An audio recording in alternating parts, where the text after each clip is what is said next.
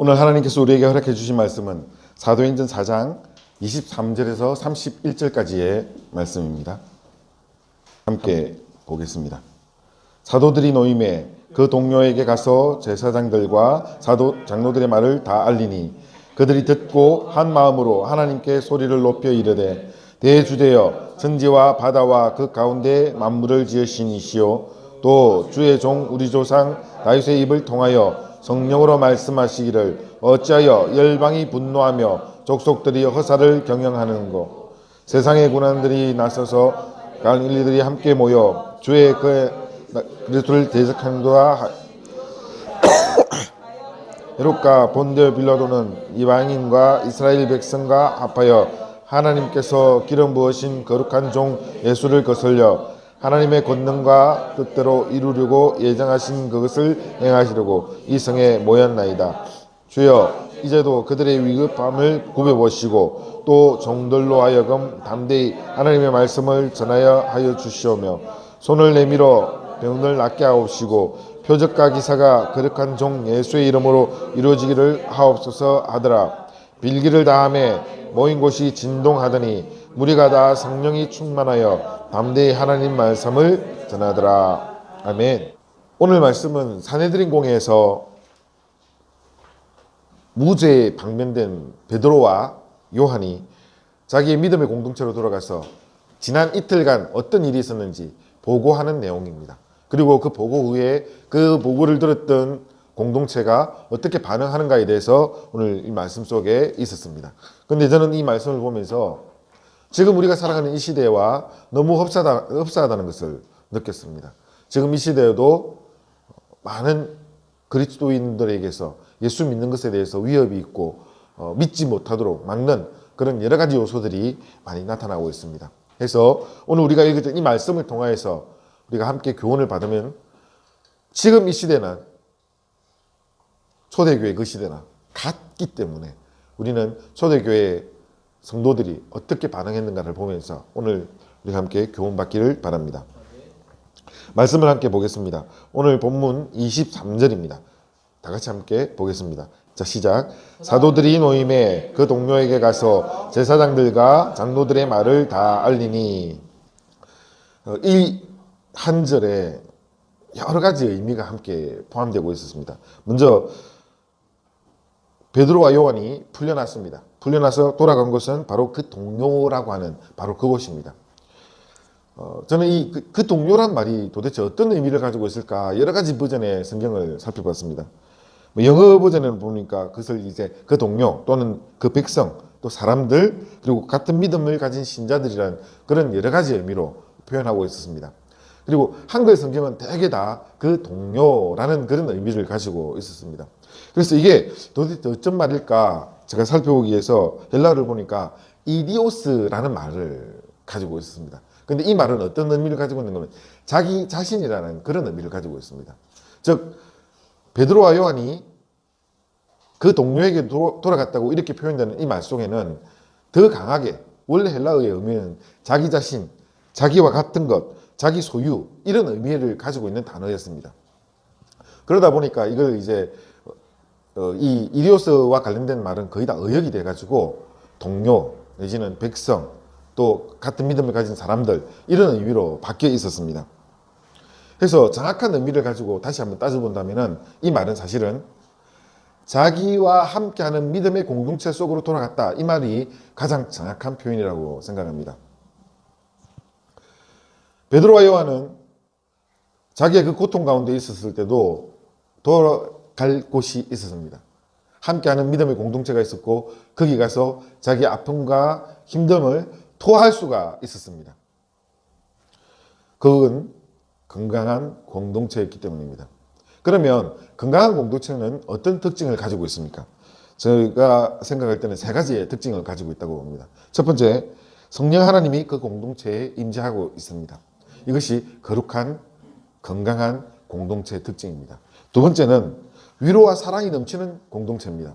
안에 들어와서 함께 있을 때 힘들고 어려운 사람들을 서로 감싸주고 위로하고 도와줄 수 있는 그런 공동체가 정말 건강한 믿음의 공동체입니다. 세 번째는 자기보다 남을 더 존귀하게 여기는 그런 공동체입니다.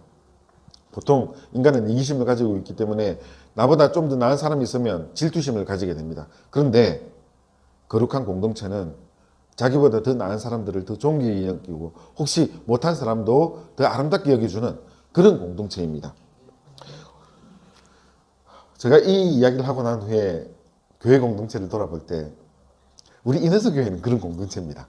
그래서 저는 참 감사한데요. 우리 안에 교회 말고 다른 교회들을 이렇게 살펴봤을 때 그렇지 못한 공동체가 너무 많았습니다. 그래서 참 마음이 아프면서 어떤 특징을 가지고 있는가, 교회 안에서 거룩한 공동체가 아닐 때 어떤 특징을 가지고 있는가, 또 세 가지가 그대로 나타났습니다. 첫 번째, 거룩한 공동체가 아니었을 때는 그 모임의 주체가 하나님이신가 아니신가를 가지고 바로 판단할 수 있습니다. 예수 이름으로 다 모였습니다. 주님과 함께 한다고 모여 있습니다. 그리고 주의 이름으로 일을 합니다. 그럼에도 불구하고 거기에 예수님이 없습니다. 사람들이 있고요. 그 사람들이 자기 주장이 있는 바로 그런 곳입니다. 그러면 거기는 사실 예수의 이름처럼 모여있는 거룩하지 못한 일반 공동체가 되는 것입니다. 두 번째는 이 공동체 안에서 서로 연약한 지체가 위로받고 사랑받을 수 있는가, 아니면 그 연약한 지체가 가십거리가 되는가, 바로 이것으로 나눠지는 것입니다. 거룩한 공동체는 서로 사랑하고 위로하고 연약한 사람들을 세워줍니다. 그런데 거룩하지 못한 공동체는 약한 사람들을 향하여서 막 오징어처럼 만들어버립니다. 그럴 때 그 공동체 안에는 서로 사랑으로 나눌 수도 없고 자기를 오픈할 수도 없고, 나왔을 때 그 공동체 앞에서 자기는 자기의 진짜 모습이 아닌 다른 모습으로 싸고 있어야 되는 그런 모습이 되게 됐습니다. 이럴 때 그것은 거룩한 공동체가 아닌 것입니다. 세 번째, 공동체 안에서 다른 사람을 섬기는 것이 자연스러운가, 아니면 누군가가 자기가 주도하고 싶어서 그 공동체를 혼자 이끌어 가려고 하는가, 여기에 또 차이가 나타납니다. 거룩한 공동체는 그 안에서 주인이 예수 그리스도입니다. 하나님이십니다. 그리고 모든 사람이 그 주인을 섬기는 사람들입니다. 그래서 거기서 자연스럽게 주인 되신 예수님을 위하여서 서로가 섬기는데 앞장서게 됩니다. 하지만 거룩하지 못한 공동체는 거기에 누군가 리더십이 있어야 되고, 그 리더십이 자기의 의도대로 공동체를 이끌어갈 때, 그러면 그 공동체는 아주 잘 되는 공동체라고 착각합니다. 물론 세상의 공동체는 그래야 됩니다. 훌륭한 리더십이 공동체를 이끌어가야 되는 것이 맞습니다. 하지만 교회 안에서 거룩한 공동체는 예수 그리스도가 주인이십니다. 하나님께서 그 공동체를 이끌어가시는 것입니다. 성령 하나님께서 거기에 주인이십니다. 이렇게 되는 것이 바른 거룩한 공동체입니다. 오늘 우리가 읽었던 이 말씀 속에 베드로와 요한은 거룩한 공동체 속으로 돌아갔습니다. 왜 그것이 거룩한 공동체라고 볼 수 있는가 하면, 베드로와 요한은 이틀 동안 정말 엄청난 고생을 했을 겁니다. 감옥에 갇혔고요. 그리고 재판정에 섰고요. 그리고 많은 사람들에게서 정말 억울하게 엉뚱한 이야기를 들으면서 고통을 받았습니다. 그리고 자기의 공동체로 돌아갔을 때 자기가 있었던 그 모든 이야기를 마음껏 꺼내서 이야기할 수 있는 곳이 바로 베드로와 요한의 공동체였습니다. 그래서 저는 이 공동체가 서로가 서로를 지탱해주는 버팀목 같은 공동체라고 생각을 했습니다. 그래서 초대교회 신앙의 공동체는 버팀목 공동체였습니다. 누군가 연약하면 가서 옆에서 자기를 기댈 수 있도록 자기 몸을 바쳐주는 그런 공동체입니다. 그리고 또한 이 거룩한 공동체인 초대교회 공동체는 성령 하나님께서 주인 되신 공동체였습니다. 하나님께서 그 가운데 임재하시고 난 후에 성령 하나님께서 그 가운데 임재하시고 떠났다는 이야기가 없습니다. 그 말은 지금 현재까지도 그 초대교회 전통을 이어가고 있는 이 우리 모든 교회가 그 속에 거룩한 하나님께서, 성령 하나님께서 임재하고 있다는 것입니다. 그래서 이 초대교회 공동체는 성령 하나님께서 주인 되는 그런 공동체였습니다. 우리 인해서 교회도 서로를 지탱하면서 서로 버팀목이 되는 그런 공동체가 되고, 또 성령 하나님이 중심이 되는 그런 공동체 되기를 소망합니다. 말씀을 계속 보겠습니다. 오늘 우리가 함께 보지 않았던 말씀 중에 사도행전 4장 18절의 말씀에 이런 말씀이 있습니다. 그들을 불러 경고하여 도무지 예수의 이름으로 말하지도 말고 가르치지도 말라 하니. 베드로와 요한이 자기의 공동체로 돌아가서 자기가 있었던 이 이야기를 했던 그 내용의 가장 핵심이 바로 방금 제가 잠깐 읽어드렸던 18절 말씀입니다. 예수의 이름으로 말하지 마라. 가르치지도 마라. 바로 이것이 베드로와 요한에게 닥쳐온 고통이었습니다. 힘듦이었습니다. 그리고 이것은 단지 베드로와 요한에게만 닥쳐온 것이 아니라 초대교회 전체 그 공동체를 향해서 오는 압박이었습니다. 사도들이 보고했던 내용은 사실 외형적으로는 이렇습니다. 성전 미문에 앉아있었던 다리를 쓰지 못하는 장애인을 예수의 이름으로 낫게 했습니다. 일어나 걷게 했습니다. 그리고 그것을 궁금해하는 수많은 유대인들 앞에서 솔로몬 생각에서 베드로가 그리고 요한이 설교했습니다. 예수님께서 예수의 이름으로 그 환자가 일어나서 걷게 되었다. 이 사실을 선포했습니다. 그리고 예수님께서 부활하셨다는 사실을 분명히 선포했습니다. 그런데 잡혀간 이유는 바로 표면적으로는 그겁니다. 장애인을 낫게 했다는 것. 그리고 솔로몬 생각에서 설교했다는 것. 하지만 실제적인 이유는 무엇입니까? 예수님이 싫다는 겁니다. 예수 이름으로 말하는 거 싫다는 것입니다. 예수 이름으로 가르치는 거 싫다는 것입니다. 그래서 그것 하지 못하도록 막으려고 했던 것이 바로 사내들인 공회에서 벌였던 재판의 이유입니다. 해서 초대교회는 지금 위기에 봉착했습니다. 이들이 닥쳐온 이 위기는 생소한 위기가 아닙니다.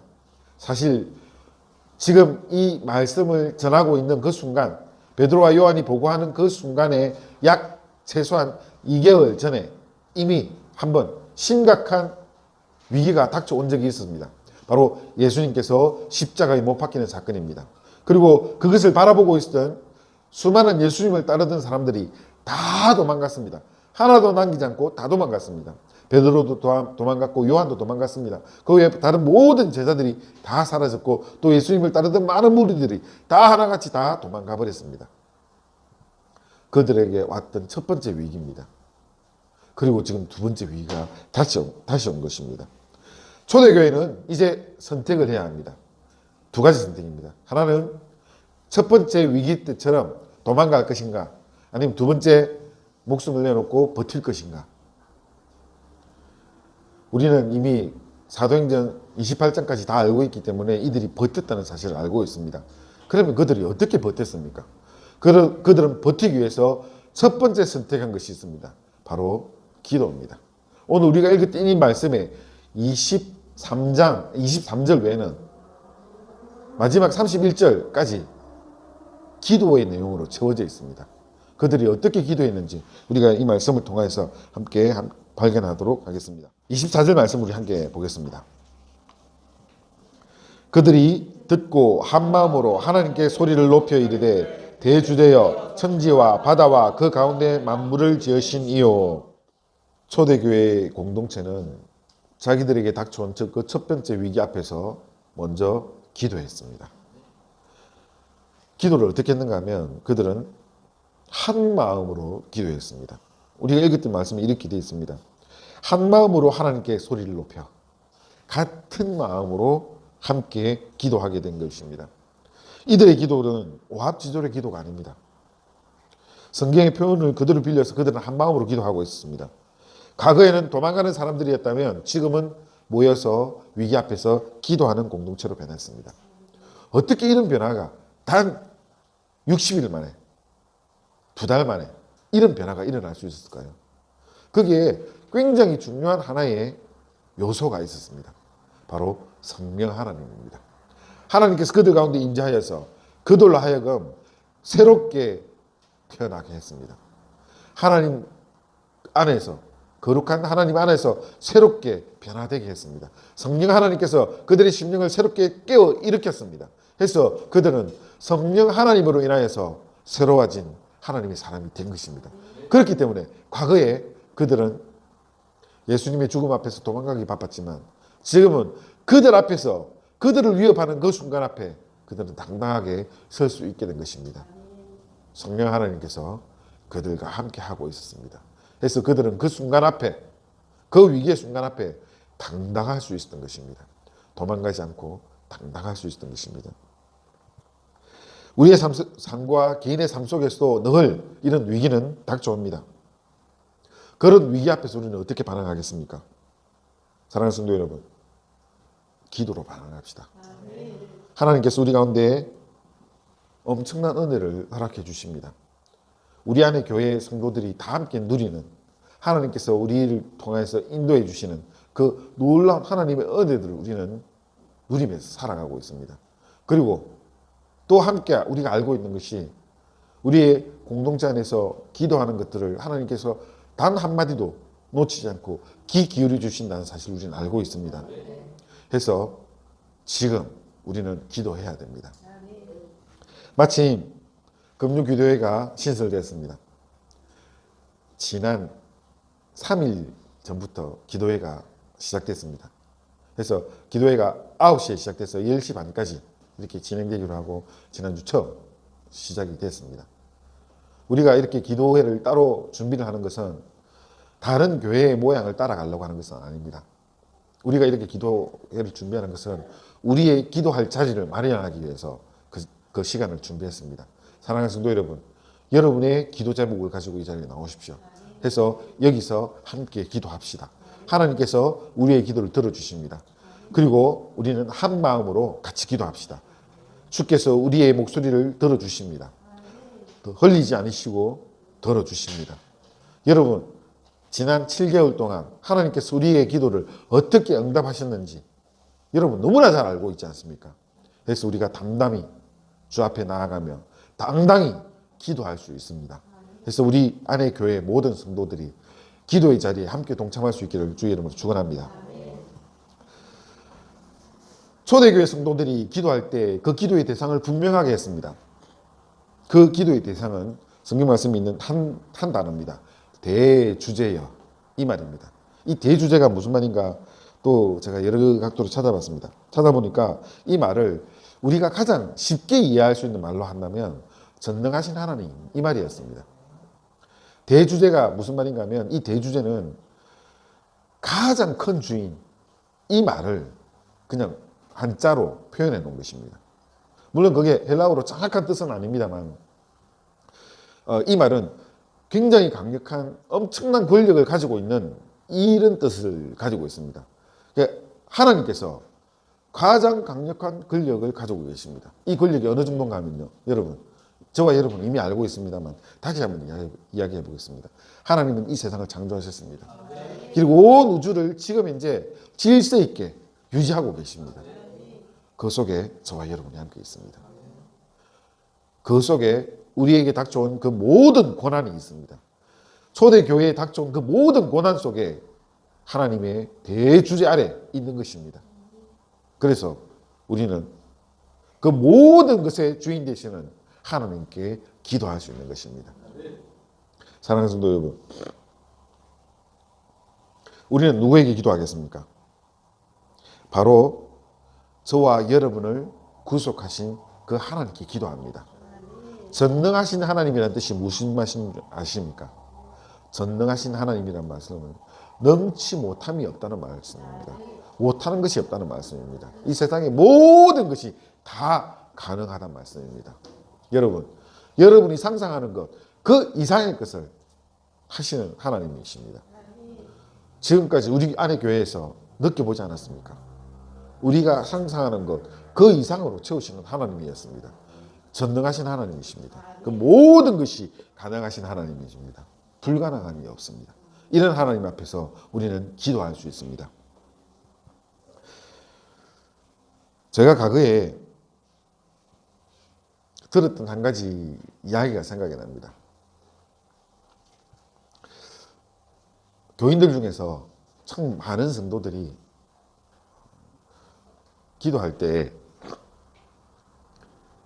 습관적으로 기도하는 건 굉장히 좋은 겁니다. 그런데 의미 없이 습관적으로 기도하는 이런 사람들이 있을 수 있습니다. 기도의 습관을 가지는 건 너무나 소중하지만 그 하는 방법이 다른 것입니다.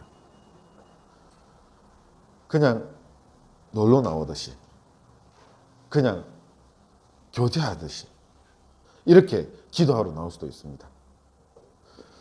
제가 교육전도사 생활을 했던 어떤 교회, 그 교회도 상당히 큰 교회였습니다. 그렇지만 몇만 명대 가는 교회는 아니고요. 한 2,000명 가까이 되는 그런 교회에서 제가 처음 교육전도사 생활을 시작했었는데, 그 교회 담임 목사님께서 성도들을 기도로 이렇게 초청하는 말씀이, 이런 말씀이 있었습니다.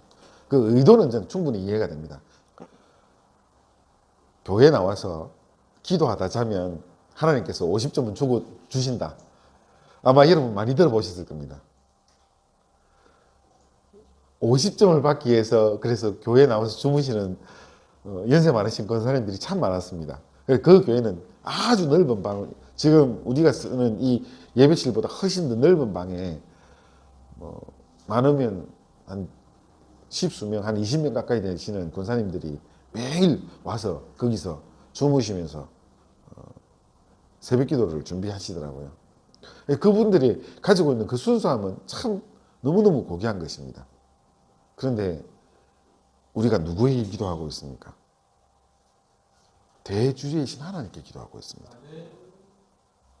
모든 것을 다 아시고 무소부자하신 그 하나님께 기도하고 있는 것입니다. 여러분, 우리가 하나님 앞에 거룩하게 나가려고 하는 그 자세 꼭 필요합니다. 더하여서 정말 저는 여러분에게 너무나 세게 강조하고 싶습니다. 누구에게 기도하는지 아십시오. 누가 여러분의 기도를 듣고 계신지 아십시오. 하나님이십니다. 전능하신 하나님이십니다. 우리의 모든 것을 아시고 모든 것을 채우시고 모든 것을 합력하여서 선을 이루어 가시는 바로 그 하나님이십니다. 그 하나님께 우리가 기도할 수 있는 것입니다. 그리고 여러분, 기도할 때 의심하지 마십시오. 기도하면서 이게 되겠나 이런 생각 정말 많이 하게 됩니다. 제가 가끔 예를 드는 말이 하나 있는데요. 대구에서 제가 목회를 하고 있을 때 참 신실하신 군사님들, 물론 그분들이 연세가 거의 한 80 넘어가시는 분들이었습니다. 그런 분들하고 같이 어느 병원에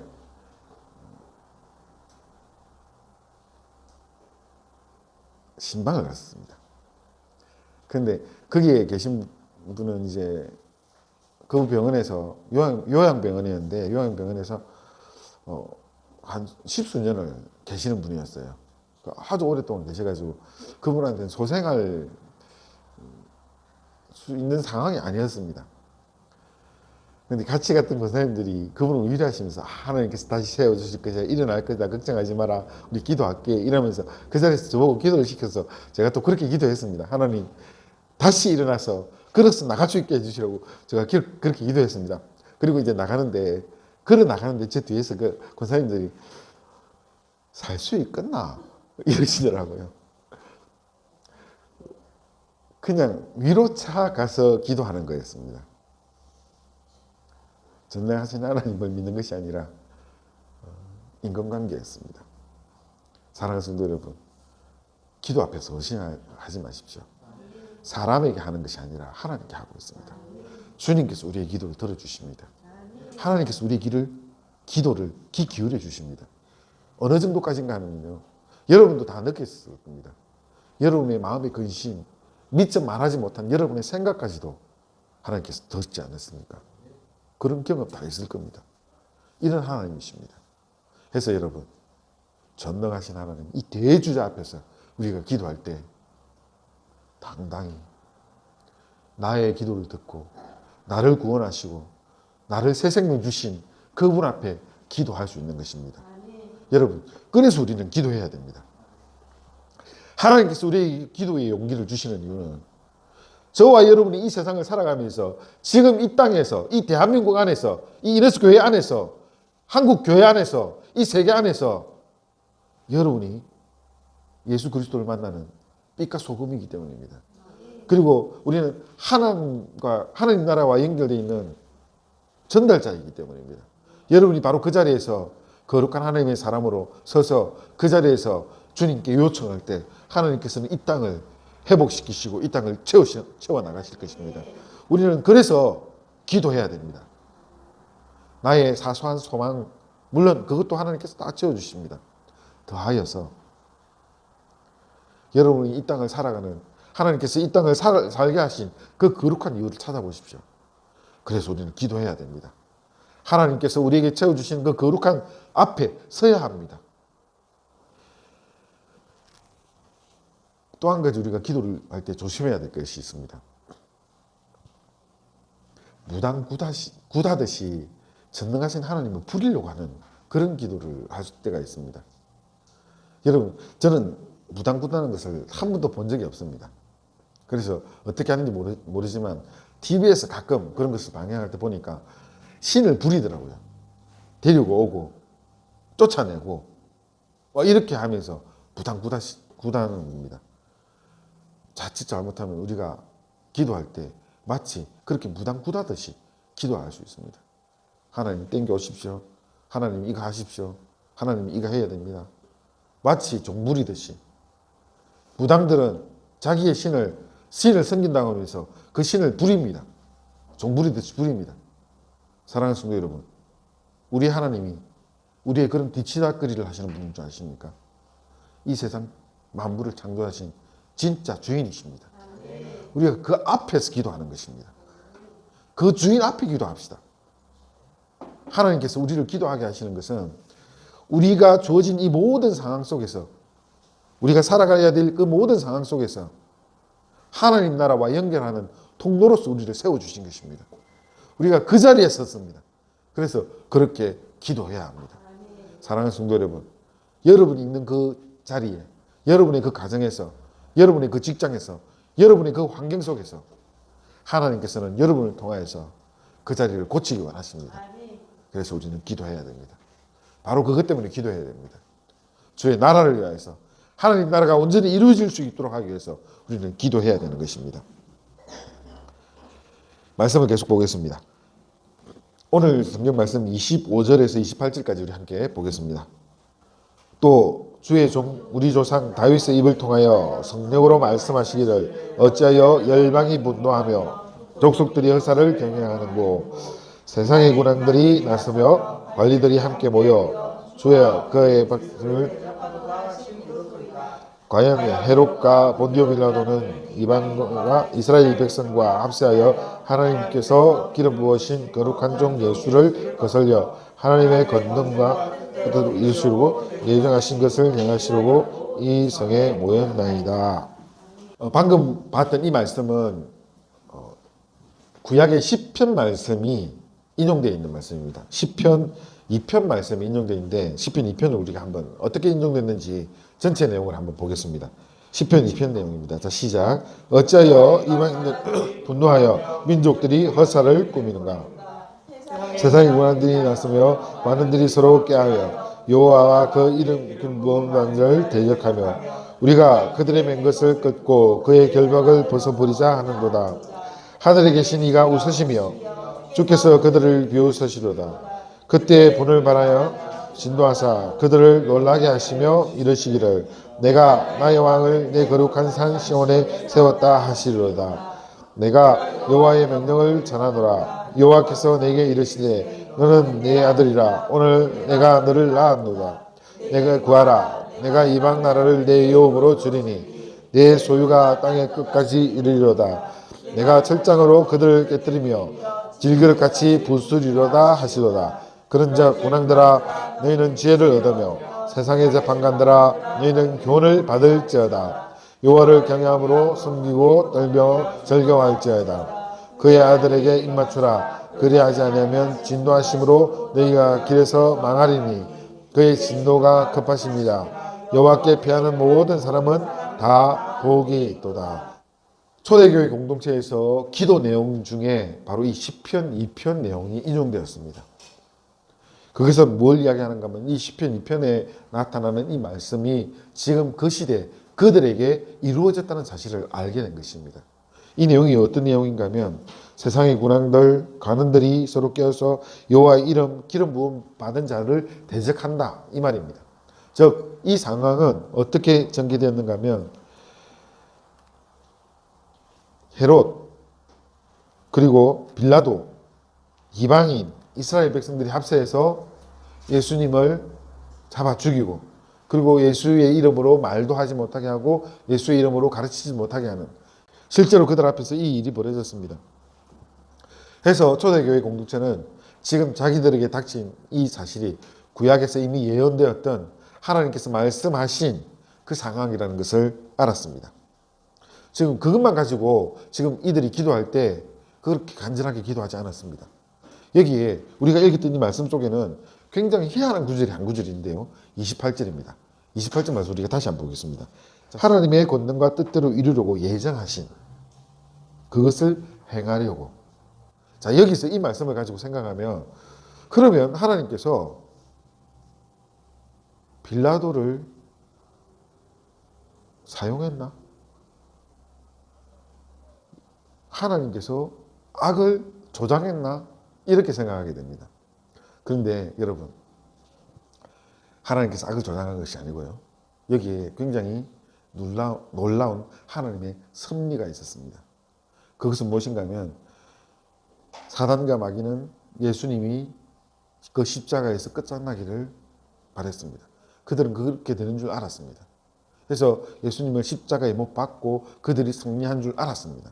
하지만 하나님의 섭리는 이미 이루어지고 있었습니다.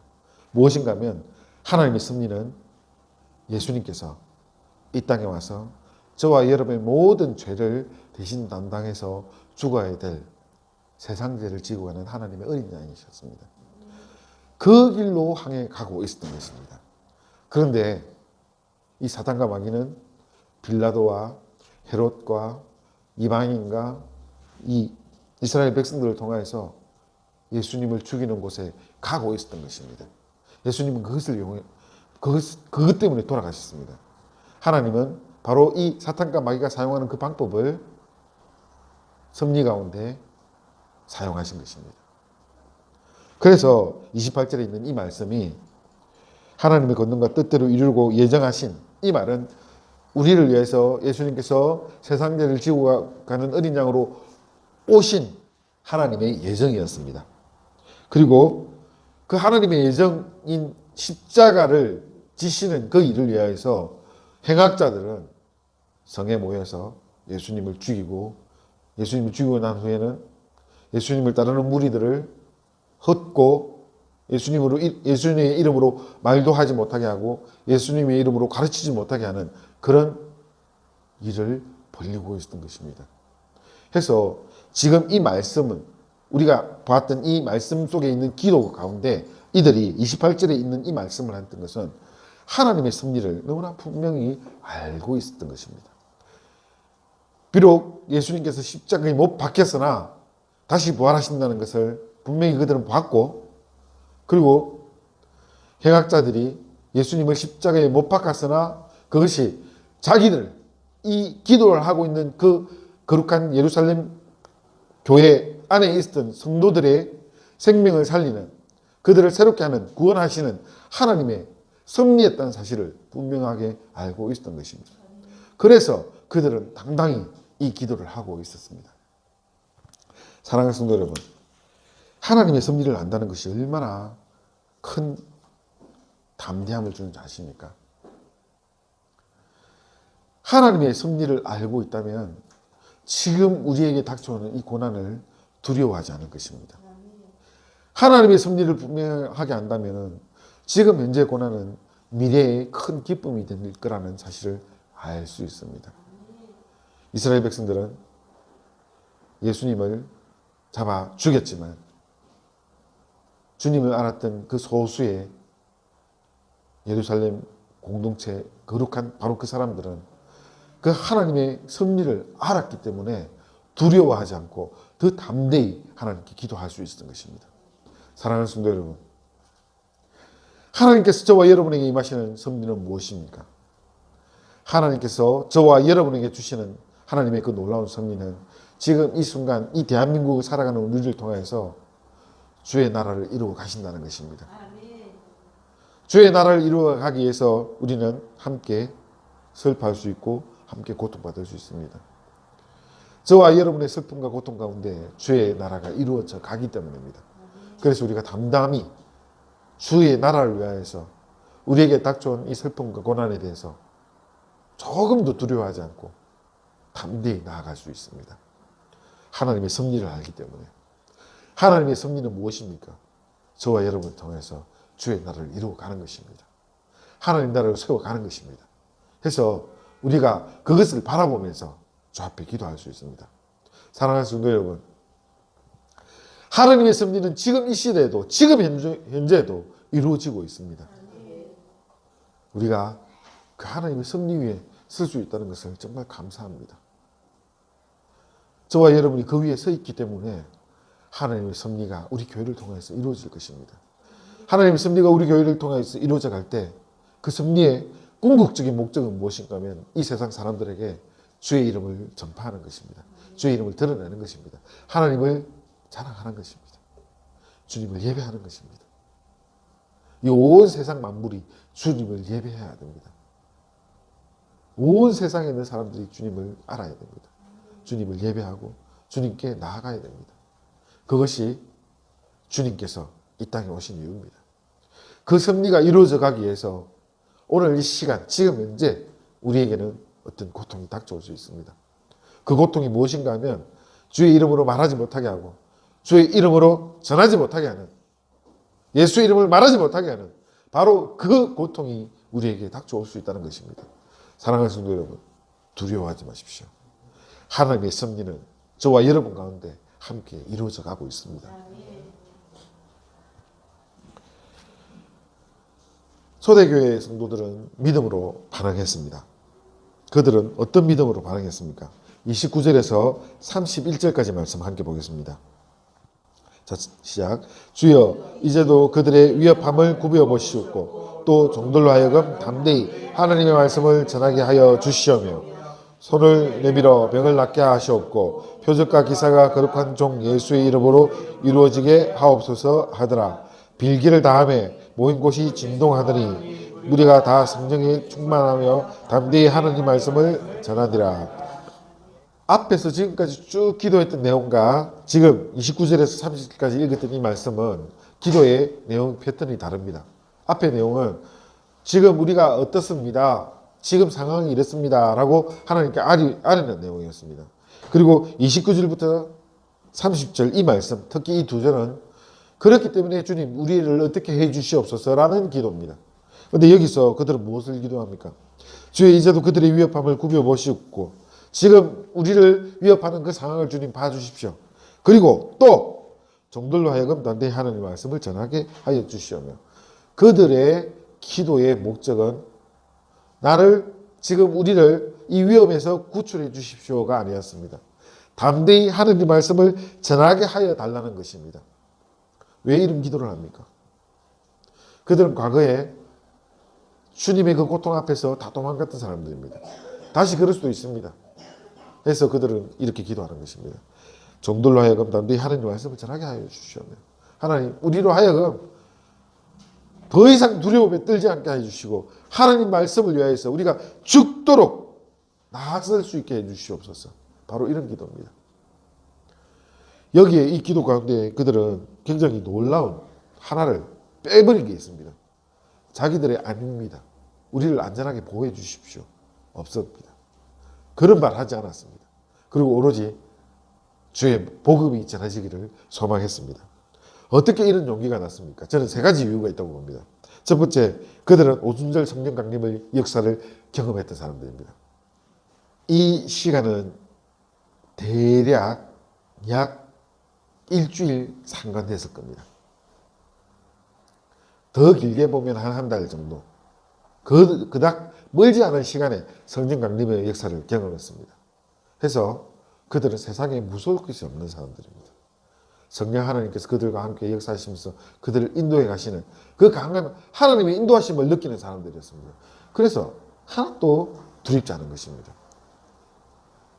성도 여러분, 뭐가 두렵겠습니까? 주님께서, 살아계신 하나님께서 그들 가운데 역사하시면서 그들을 인도해 가시는데요. 그래서 그들은 담대히 자기의 안위를 구하는 것이 아니라 하나님의 말씀을 전할 수 있게 해달라고 기도했던 것입니다. 두 번째, 그들은 하나님의 섭리를 알았습니다. 자기들에게 닥쳐온 이 위기와 고통이 사실은 더 강하게 주의 복음을 전하는 방법이라는 사실을 알았습니다. 그래서 그들은 두려워하지 않는 것입니다. 오히려 하나님의 목적을 더 찾을 수 있었던 것입니다. 주의 섭리 가운데 있었던 그 이유가 바로 복음 전파라는 것을 알기 때문에 그들은 기도의 목적이 달라졌습니다. 하나님 나 구해주세요가 아니라 주의 복음을 전할 수 있게 해달라고 기도할 수 있었던 것입니다. 그리고 마지막으로 이 복음 전파는 예수님께서 성천하시면서 최후에 부탁하신 말씀입니다.